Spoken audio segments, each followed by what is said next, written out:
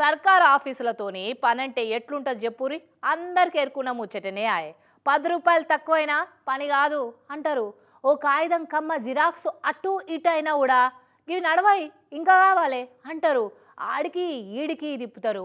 ఇక సర్కారుకు మనం ఏదన్నా పైసలు కట్టేది ఉంటే నిమిషం నిమిషం కూడా ఆగరు. గదే సర్కారు వాళ్ళు మనకు పైసలు ఇచ్చేది ఉంటే మాత్రం ఏళ్ళు కాదు యుగాలే గడవాలే.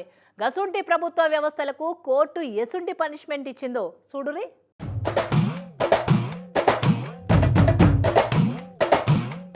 కొన్ని సర్కారు వ్యవస్థల తీరు ఎట్లుంటుంది, మనదైతే మంగళవారం మందిదైతే సోమవారం అన్నట్టు ఉంటుంది. మనం సర్కారుకు కట్టే పైసలు ఉంటే 10 పైసలు తక్కువ పడ్డా ఊకోరు. అదే వాళ్ళు ఇచ్చేటి 10 రూపాయలు అయినా సరే 10-25 ఏళ్ళు తీపించుకుంటారు.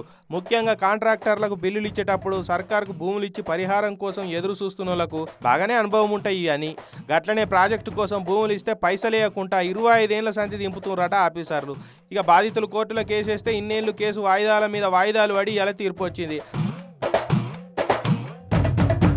ఆ తీర్పులో ఏం చెప్పారంటే బాధితులకు నష్టపరిహారం కట్టలేదు కాబట్టి కలెక్టర్ ఆఫీసును ఆర్డీఓ ఆఫీసును జప్తు చేసి పడేయరని తీర్పు ఇచ్చారు. దీంతో నిర్మల్ జిల్లాలో ఉన్న కలెక్టర్ ఆఫీసు ఆర్డీఓ ఆఫీసుల గుండు సూదికా నుంచి కంప్యూటర్ ప్రింటర్ దాకా అన్నింటినీ సీజ్ చేసిరు కోర్టులు.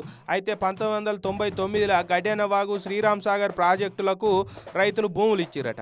కానీ అప్పటి సర్కారేమో పాయమాలు కట్టియకుండా బాధితులకు సుక్కలు చూపించింది. ఇక బాధిత రైతులకు కలెక్టర్ ఆఫీస్ నుంచి 6,79,63,000 రూపాయలు, అట్లనే ఆర్డీఓ ఆఫీసు నుంచి 1,45,46,000 రూపాయలు వచ్చేది ఉండేనట. ఇక ఇన్నొద్దుల సంధి వాటిని ఇవ్వకుండా మురుగబెడుతున్నారట. దీంతో బాధిత రైతులు కోర్టు మెట్లు ఎక్కిరు. కోర్టు గరం అయిపోయి ఆర్డీఓ ఆఫీసును కలెక్టరేట్ను సీజ్ చేయరి, అప్పుడే వాళ్ళకు సోయ వస్తుందని తీర్పు ఇచ్చింది. ఇక కోర్టు ఆర్డర్ తోటి కోర్టు ఆఫీసర్లు ఆఫీసును సీజ్ చేసిరు.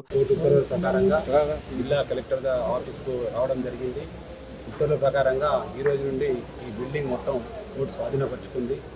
నిర్వాసితుల్లో వాళ్ళు భూములు కోల్పోయినటువంటి నష్టపరిహారం కింద కోర్టు ఉత్తర్వుల ప్రకారంగా కోర్టు స్వాధీనపరుచుకున్నటువంటిది ఈరోజు జరిగింది. మరి వాళ్ళు పనిచేసే ఆఫీసులు సీజ్ చేసినందుకైనా సోయ వచ్చి పాయమాలు కట్టించే ఉపాయం చేస్తారా, లేదంటే అలవాటైన తీరులోనే చేతులు దులుపుకొని చెవిన పేను వారన్నట్టు ఉంటారా అన్నది చూడాలిగా. కోర్టు ఉత్తర్వుల ప్రకారంగా ఈరోజు నుండి ఈ బిల్డింగ్ మొత్తం కోర్టు స్వాధీనపరుచుకుంది.